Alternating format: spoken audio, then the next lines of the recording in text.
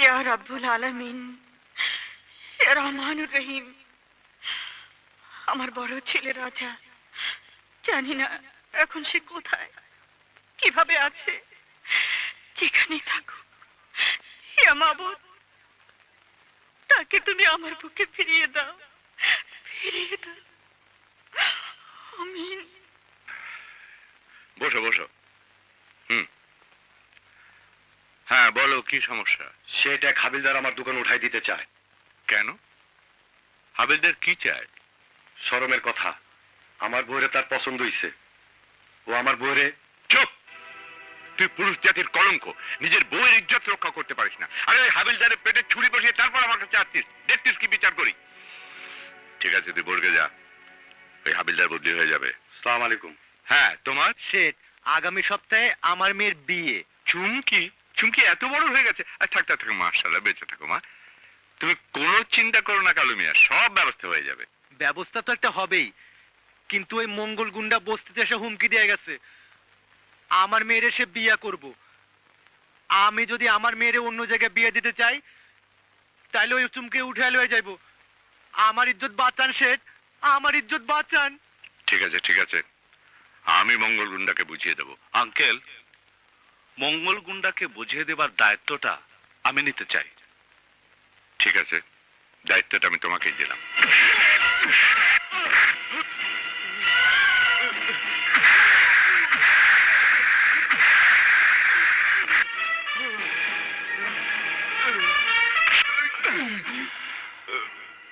বস্তি থেকে মেয়ে উঠিয়ে নিয়ে জোর করে বিয়ে করতে চাস?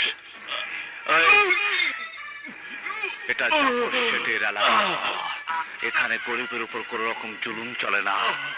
কথাটা আজ তোকে বুঝিয়ে দিলাম।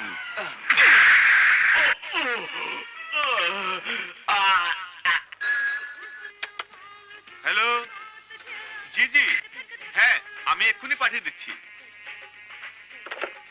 বিজলি, জি মামা।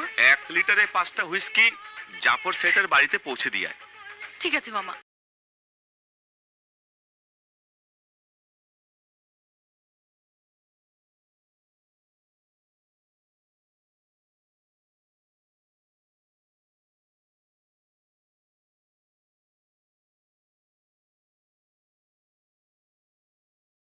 এসছিস?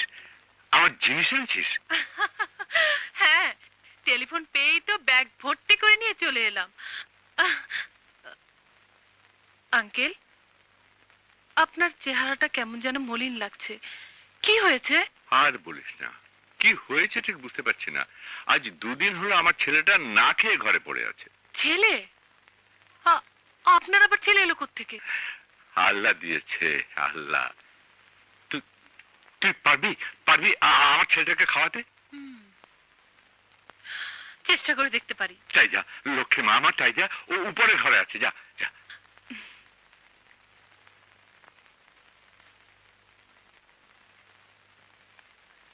আসতে পারি?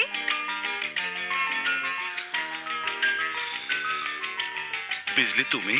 হ্যাঁ আমি। আমি তো শেঠের এখানে প্রায় আসি, তিনি আমাকে মেয়ের মতো জানেন। শেঠ বললেন আল্লাহ তাকে একটা ছেলে দিয়েছে এবং সেই ছেলে না খেয়ে ঘরের মধ্যে শুয়ে আছে। কি হয়েছে আপনার? খাচ্ছেন না কেন? মন ভালো না লাগলে আমার কিছুই খেতে ইচ্ছা হয় না। আমি যদি রান্না করে খাওয়াই, খাবেন? তুমি তুমি আমাকে খাওয়াবে কেন? মন চাইছে তাই আমি আপনাকে নিজের হাতে রান্না করে খাওয়াবো।